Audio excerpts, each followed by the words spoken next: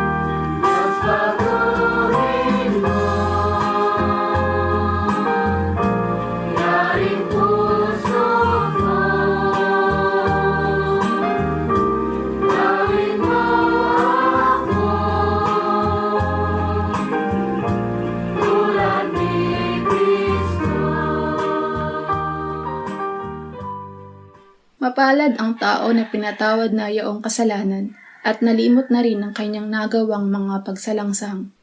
Mapalad ang taong sa harap ng Panginoon ay di na pinararatangan ng kasalanan, dahilan sa siya ay hindi nanlilinlang. Noong hindi ko pa naipahayag yaring kasalanan, sa buong maghapon ako'y nananangis sa matinding lumbay. Sa araw at gabi, bigat ng kamay mo ang nararamdaman. Ano pa't wala nang nalalabi akong lakas sa katawan. Hamog ang kaparis, dagling na tayo sa sikat ng araw. Ako ay lumapit sa iyong harapan at salay inamin.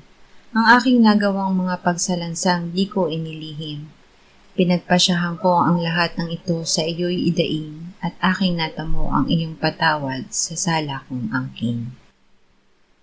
Mga minamahal, sinasabi sa unang Juan, Kabanata 1, Talata 9, kung ipinapahayag natin ang ating mga kasalanan, maaasahan nating ipatatawad sa atin ng Diyos ang mga ito at lilinisin tayo sa lahat ng ating kasamaan sapagkat siya'y tapat at matuwid. Salamat sa iyo, O Diyos. Pinatunayan mo ang iyong pag-ibig sa amin nang si Kristo ay mamatay para sa amin noong kami mga makasalanan pa. Ngayon ay buksan mo ang aming mga labi at kami ay magpupuri sa iyo.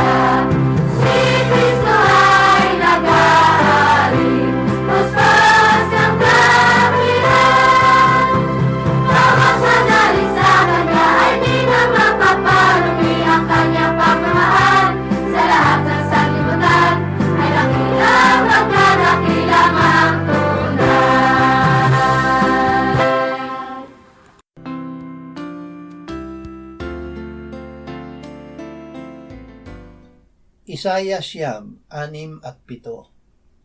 Sa atin ay ipinanganak ang isang bata. Sa atin ay ibinigay ang isang anak na lalaki. At ang pamamahala ay maaatang sa kanyang balikat. At ang kanyang pangalan ay tatawaging Kamanghamanghang Tagapayo, makapangyarihang Diyos, walang hanggang Ama, prinsipe ng kapayapaan. Ang paglago ng kanyang pamamahala at ng kapayapaan ay hindi magwawakas sa trono ni David at sa kanyang kaharian upang itatag at upang alalayan ng katarungan at ng katuwiran mula sa panahong ito hanggang sa magpakailanman. Isasagawa ito ng sigasig ng Panginoon ng mga hukbo. Ang salita ng Diyos ay nagkatawang tao.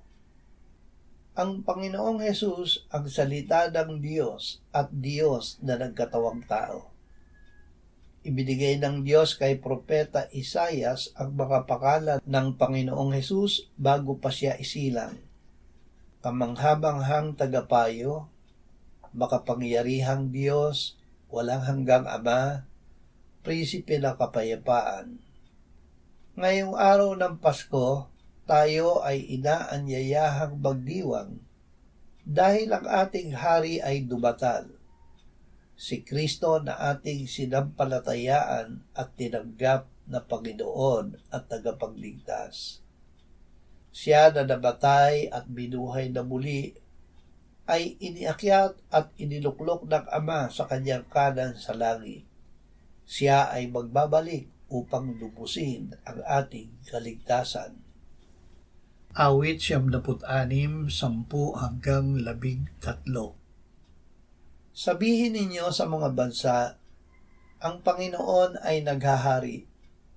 Oo, matatag at hindi makikilos ang sanlibutan. Hahatulan niyang may katarungan ang mga bayan. Matuwa nawa ang langit at magalak nawa ang lupa. Umugong nawa ang dagat at ang lahat ng naroroon. Maging masaya nawa ang bukiran at lahat ng naroon. Kung gayo'y aawit dahil sa kagalakan ang lahat ng punong kahoy sa gubat, sa harapan ng Panginoon, sapagkat siya'y dumarating upang hatulan ang lupa. Kanyang hahatulan na may katuwiran ang sanlibutan at ng kanyang katotohanan ang mga bayan. Ang Panginoon ay naghahari. Ang Panginoong Hesus ang ating hari na dumatal. Sinabi niya kay Pilato, ang kaharian ko ay hindi mula sa sanlibutan ito.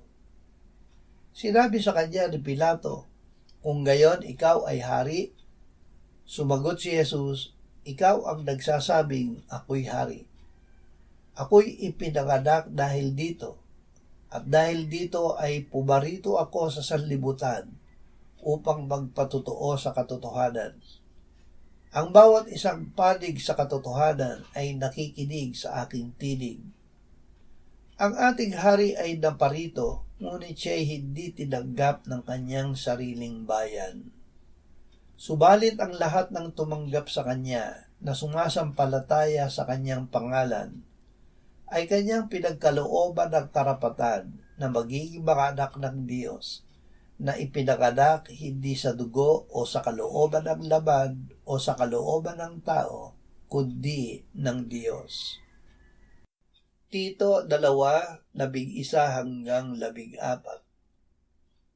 Nagpakita ang biyaya ng Diyos na nagdadala ng kaligtasan sa lahat ng tao, na nagtuturo sa atin na matapos itakwil ang kasamaan at mga makabundong pagnanasa, ay dapat tayong mabuhay ng may katinuan, matuwid at banal sa kasalukuyang panahon, habang hinihintay natin ang mapalad na pag-asa at ang pagpapakita ng kaluwalhatian ng ating dakilang Diyos at tagapagligtas na si Jesucristo. Siya ang nagbigay ng kanyang sarili alang-alang sa atin upang tayo'y matubos niya sa lahat ng mga kasamaan at pakalinisin para sa kanyang sarili ang sambayanang pag-aari niya na masigasig sa mabubuting gawa. Inialay ng ating hari ang kanyang sarili. Ang ating hari ay nagkatawang tao upang ibigay ang kanyang sarili para sa atin. Ginawa niya ito bilang pagsunod sa Ama. Siya ang ibinigay ng Ama na kabayaran para sa ating mga kasalanan at sa kasalanan ng buong sanlibutan. Ang patunay na nakikilala natin ang ating Hari ay ang ating pagtupad ng kanyang mga utos. Ito ang pag-ibig sa Diyos na ating tuparin ang kanyang mga utos. Ang kanyang mga utos ay hindi pabigat. Ang sino bang ipinanganak ng Diyos ay dumadaig sa sanlibutan. Ito ang tagumpay na dumadaig sa sanlibutan, ang ating pananampalataya na si Jesus ang anak ng Diyos. Lukas 2:1-6. Nang mga araw na iyon ay lumabas ang isang utos mula kay Augusto Cesar upang magpatala ang buong daigdig. Ito ang unang pagtatala na ginawa ng si Quirinio ay gobernador sa Syria. Pumunta ang lahat upang magpatala, bawat isa sa kanyang sariling bayan.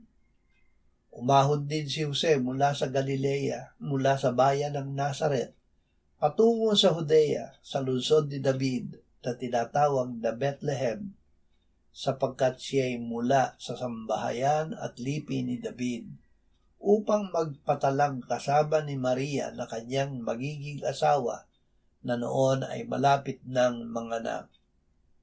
Samantalang sila'y naroroon, dumating ang panahon ng kanyang panganak at kanyang isinilang ang kanyang panganay na anak na lalaki. Binalot niya ito ng mga lampin at inihiga sa isang sabsaban, sapagkat walang lugar para sa kanila sa bahay panuluyan. Ang kaluwalhatian ng sanggol na ating hari. Ang ating hari ay isinilang sa isang sabsaban dahil walang lugar para kina Jose at Maria sa bahay panuluyan. Napakaaba ng kalagayang ito. Ngunit ang totoo ay napakaluwalhati nito.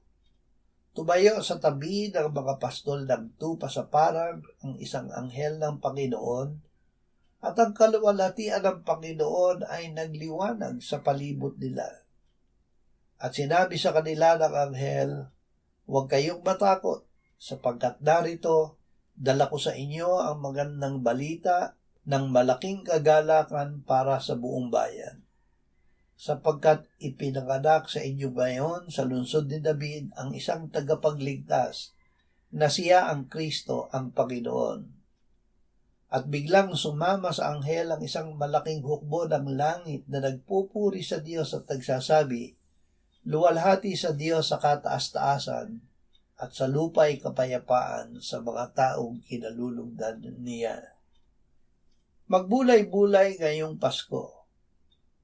Natagpuan ng mga pastol ang sanggol na nakahiga sa sabsaban. At ipinaalam nila kay Jose at Maria ang sinabi ng anghel tungkol sa kanya. Siya ang tagapagligtas, ang Kristo, ang Panginoon. Inigata ni Maria ang lahat ng mga salitang ito na pinagbulay-bulay sa kanyang puso. Ating pagbulay-bulayan ngayong Pasko na si Kristo na ating tagapagligtas at Panginoon ay namatay para sa ating kasalanan ayon sa kasulatan. Siya ay inilibing at ng ikatlong araw ay binuhay na muli ng Ama mula sa mga patay ayon sa kasulatan.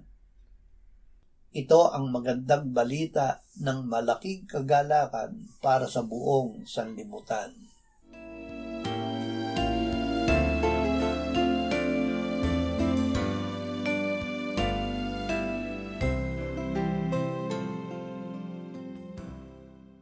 Manalangin tayo. Panginoong Hesus, sinabi mo, malibang kainin ninyo ang laman ng anak ng tao at inumin ang kanyang dugo, kayo ay walang buhay sa inyo. Ang sino mang kumakain ng aking laman at umiinom ng aking dugo ay may buhay na walang hanggan, at akin siyang muling bubuhayin sa huling araw. Sapagkat ang aking laman ay tunay na pagkain, at ang aking dugo ay tunay na inumin. Siya na kumakain ng aking laman at umiinom ng aking dugo ay nananahan sa akin at ako sa kanya. Kung paanong buhay ang Ama na nagsugo sa akin at ako ay nabubuhay sa pamamagitan ng Ama, gayon din siya na kumakain sa akin. Siya man ay mabubuhay sa pamamagitan ko. Panginoong Hesus, aming tagapagligtas, tinatanggap ka namin sa oras na ito bilang aming tinapay ng buhay. Tinatanggap namin ang iyong katawan na ipinako sa krus, namatay, inilibing, pinuhay na muli at iniakyat ng Ama sa kanyang kanan sa langit bilang aming tunay na pagkain. Tinatanggap namin ang iyong dugo na nabuhos sa ikapagpapatawad ng aming kasalanan bilang aming tunay na inumin. Manahan at mabuhay ka sa amin upang kami ay mamuhay sa pamamagitan mo kung paanong ikaw ay namuhay sa pamamagitan ng Ama. Salamat, Ama, sapagkat dahil kay Kristo, kami ngayon ay nakapamumuhay kasama mo kaisa ng Espiritu Santo. Sa iyo ang lahat ng kalwalhatian, ngayon at magpakailanman. Amen.